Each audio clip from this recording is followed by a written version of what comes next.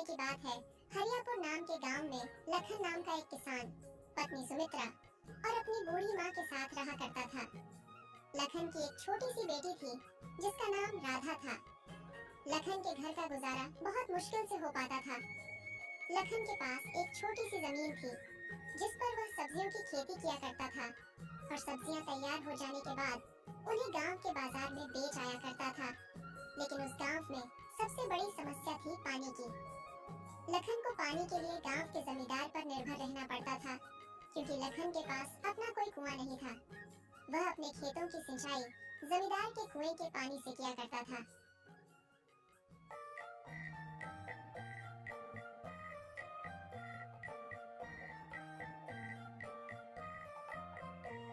सब्जी ले लो, हरी भरी ताजी ताजी सब्जियां ले लो, केवल 20 रुपए किलो। केवल 20 रुपए किलो में हरी भरी ताजी ताजी सब्जियां ले लो।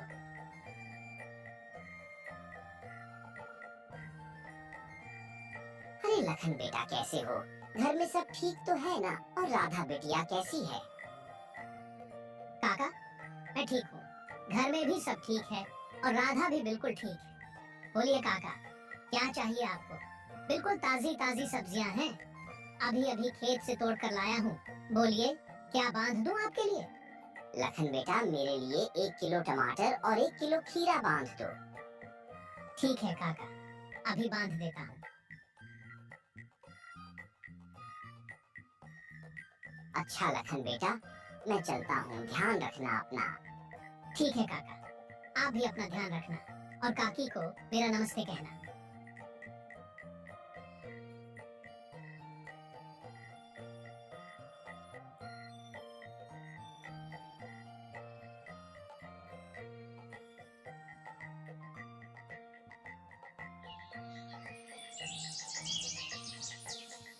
सुमित्रा, आज की सारी सब्जियां भी बिक गई।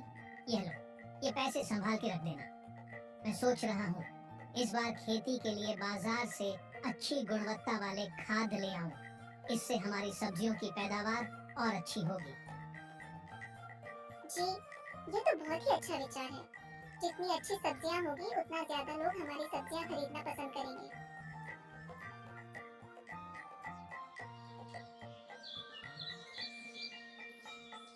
एक दिन लखन अपने खेतों में काम कर रहा था। तभी वहाँ पर जमींदार दयानंद आता है और लखन से कहता है, लाखन भाई कैसे हो? खेतों का काम कैसा चल रहा है? मैं ठीक हूँ दयानंद जी, और खेतों का काम भी ठीक चल रहा है। मैं ये कह रहा था लखन भाई कि मैं तुम्हें बहुत सालों से अपने कुएं से पानी दे रहा हूँ, पर इस साल मैं तुम्हें अपने कुएं से पानी नहीं दे पाऊंगा। पर क्यों दयानंद जी, मुझसे कोई भूल हुई है क्या? नहीं लखन भाई, वह बात नहीं है। दरअसल तुम्हें तो पता ही है ना कि इस साल कितनी गर्मी बढ़ी है। इस साल की गर्मी ने तो सारे साल का रिकॉर्ड ही तोड़ दिया है।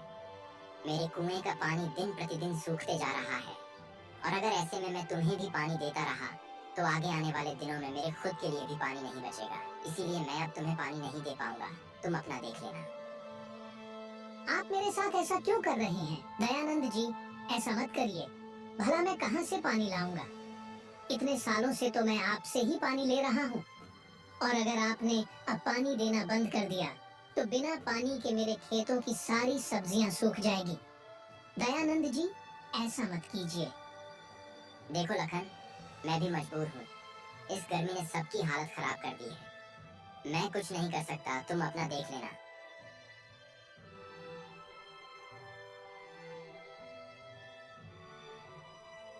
ये सुनकर लखन मन ही मन बहुत दुखी हो जाता है और घर जाकर सारी बात अपनी पत्नी को बताता है। ये क्या हो गया भाग्यवान, अब ये कौन सी नई विपदा आ पड़ी है? अब हमारे घर का गुजारा कैसे होगा? बिना पानी के हमारे खेतों की सिंचाई कैसे होगी? हे प्रभु, आप तो सब देख रहे हैं ना, अब आप ही कुछ हमारी मदद करो प्रभु, हम बड़ी दुविधा में हैं। लखन जी, आप चिंता मत कीजिए, एक बार मैं दयानंद जी से बात करके देखती हूँ। यह कहकर सुमित्रा जमींदार से मिलने उनके घर की ओर निकल पड़ती है।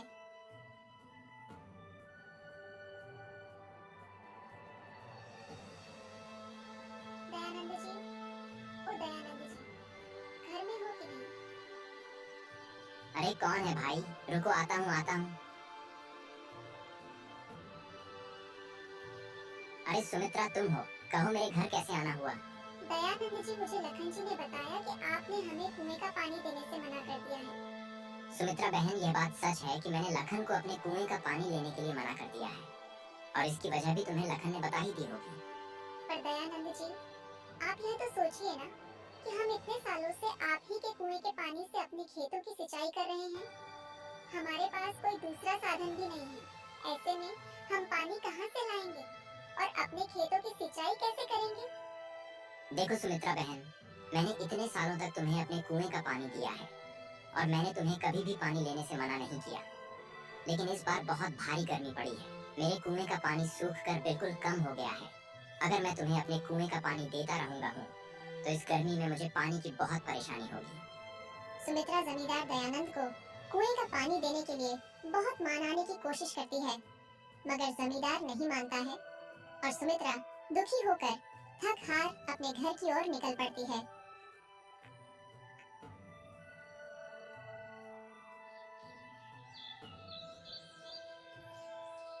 क्या हुआ सुमित्रा? जमादार जी ने क्या कहा? लखन जी, जमींदार जी ने पानी देने से मना कर दिया। वह कह रहे थे, अगर मैं तुम्हें पानी देता हूँ तो मुझे गर्मियों में बहुत परेशानी होगी। पानी के बिना क्या होगा भाग्यवान? हमारे सारे खेत तो सूख जाएंगे। दोनों पति पत्नी इस बात से बहुत दुखी थे। लखन को तो आज रात बिल्कुल नींद ही नहीं आ रही थी।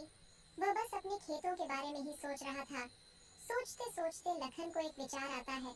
हमारे पास इतने पैसे तो नहीं है कि हम मजदूर से कुआं खुदवा सके, लेकिन मैं सोच रहा हूँ अगर कुआं खोदने का काम मैं अकेले ही शुरू कर दूं तो? हाँ, यही ठीक रहेगा। अरे सुमित्रा, सुनती हो? क्या हुआ लखन जी? आप सोए नहीं अभी तक? सुमित्रा, मुझे एक विचार आया है। क्यों ना हम खुद से अपना कुआं खोदें? जी, विचार तो आपका बहुत अच्छा है, लेकिन अगर हम दोनों ही कुआं खोदेंगे तो इसमें हमें काफी दिन लग जाएंगे। हाँ सुमित्रा, वह तो है, लेकिन और कोई रास्ता भी तो नहीं है, और हमारे पास इतने पैसे भी नहीं है कि हम मजदूर से कुआं खुदवा सके। आप ठीक कहते हैं। लखन जी, हम कल से ही कुआं खोदने के काम में जुट जाएंगे। चलिए, अभी आप सो जाइए।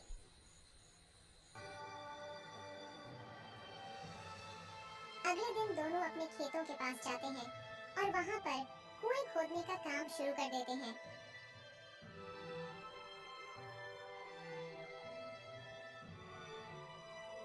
लखन जी, इस बार तो बहुत ज्यादा गर्मी पड़ी है। इतनी गर्मी में तो बहुत बुरा हाल हो रहा है। बार बार प्यास लग रही है। हाँ सुमित्रा, पर हमें धैर्य से काम लेना होगा। माना कि इस साल गर्मी बहुत ज्यादा है, लेकिन हमारे पास बस एक यही रास्ता है। इतना कहकर दोनों फिर से कड़कती धूप में कुएं खोदने का काम शुरू कर देते हैं। 15 दिन की कड़ी मेहनत के बाद आखिरकार कुआं तैयार हो जाता है। लेकिन इस बार इतनी कड़ी गर्मी पड़ी थी कि इतनी गहराई तक कुआं खोदने के बाद भी कुएं में एक बूंद पानी नहीं था। ये देख लखन और सुमित्रा बहुत निराश हो जाते हैं। निराश मन से दोनों घर आ जाते हैं और अपनी आंगन के पेड़ की छांव में बैठकर आराम करते हैं। हे भाग्यवान, इतनी मेहनत करने के बाद भी एक बूंद पानी नसीब नहीं हुआ। हाय रे गर्मी, अब तो घर में भी पानी नहीं बचा है। बहुत मुश्किल से 2 घड़े संभाल कर रखे थे, वह भी खर्च हो गए। सुमित्रा, बहुत प्यास लगी है। अंदर जाकर देखो, क्या घड़े में थोड़ा सा पानी है? हाँ ठीक है, अभी देखती हूँ।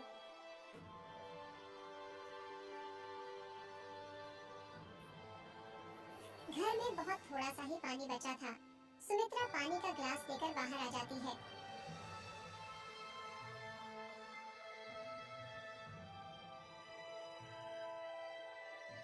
बेटा, क्या थोड़ा सा पानी मिलेगा? बहुत प्यासा हूँ, गला प्यास से सूखे जा रहा है। दूर दूर तक कहीं पानी नहीं दिखा। सुमित्रा और लखन साधु की ऐसी हालत देखकर उन्हें पानी दे देते हैं।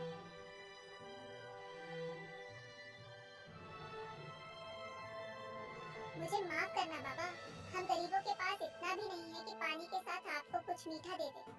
बस एक यही पानी है, आप इसे पीकर अपनी प्यास बुझा लीजिए। बेटा मेरे लिए बस यही पर्याप्त है। प्यासे गले को किसी मिठास की नहीं बल्कि बस पानी की ही जरूरत होती है। धन्यवाद बेटा। मैं बहुत देर से प्यासा था। दूर दूर तक कहीं पानी नहीं दिखा। ऐसा लग रहा था बिना पानी पिए अभी चक्कर खाकर गिर जाऊंगा। लेकिन भला हो तुम्हारा, जो मुझे तुम दिखे। बाबा, आप तनिक यहाँ छांव में बैठकर विश्राम कर लीजिए, आपको अच्छा लगेगा। नहीं बेटा, अभी मुझे बहुत जरूरी काम के लिए जाना है, मैं रुक नहीं सकता। लेकिन हाँ, मैं तुम्हें एक चीज देना चाहता हूँ। यह मटकी, ये बहुत पुरानी मटकी है जो काफी सालों से मैं संभाल कर रखी थी। मैंने सोचा अब बुढ़ापे में इसे क्या लेकर दर दर भटकता फिरूंगा। कोई भला इंसान दिखेगा तो उसे दे दूंगा। लगता है अब इस मटकी के लिए सही मालिक मिल गया है। ये लो, इस मटकी को तुम अपने पास रखना। और हाँ, इसे साधारण मटकी समझने की भूल मत करना। इस मटकी में तुम कोई भी ऐसी चीज डाल सकते हो जिसकी तुम्हें सबसे ज्यादा जरूरत है। अच्छा बेटा, तो मैं अब चलता हूँ। इतना कहकर साधु वहाँ से चले जाते हैं। सुमित्रा बाबा ने कहा, इस मटकी में वही चीज डालना जिसकी तुम्हें जरूरत है। अभी तो हमें पानी की जरूरत है, लेकिन इस मटकी में डालने के लिए हमारे पास पानी नहीं बचा है। रुकिए, मैं देखती हूँ। इस ग्लास में थोड़ा बूंद पानी का बचा है, क्यों ना यही डालकर देखा जाए। सुमित्रा ग्लास में पड़े पानी की कुछ बूंदें घड़े में डालती है और देखते ही देखते घड़ा पूरी तरह पानी से भर जाता है।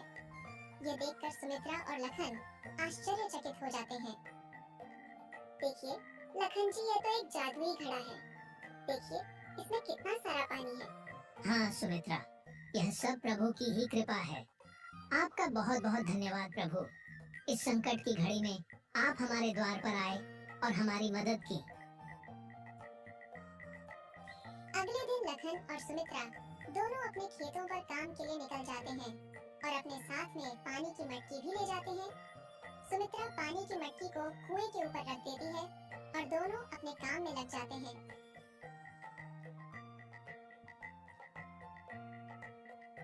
कड़कती धूप में काम करने के बाद लखन को प्यास लग जाती है और वह सुमित्रा से कहता है, सुमित्रा, जरा मटकी में से थोड़ा पानी तो लाना, बहुत प्यास लगी है। ठीक है जी, अभी लाई। सुमित्रा मटकी में से पानी निकालती है।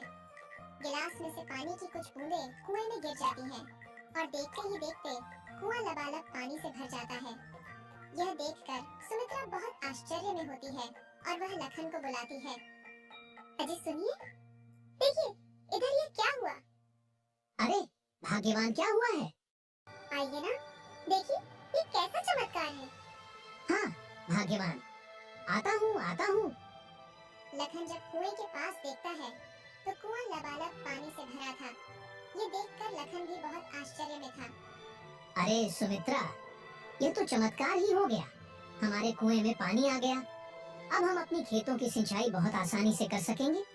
लेकिन सुमित्रा, मुझे लगता है इस खुशखबरी को हमें पूरे गांव में बांटना चाहिए, क्योंकि इस साल भारी गर्मी पड़ी है। लोग भी गर्मी से बहुत परेशान हैं, और खासकर इस गर्मी में पानी से।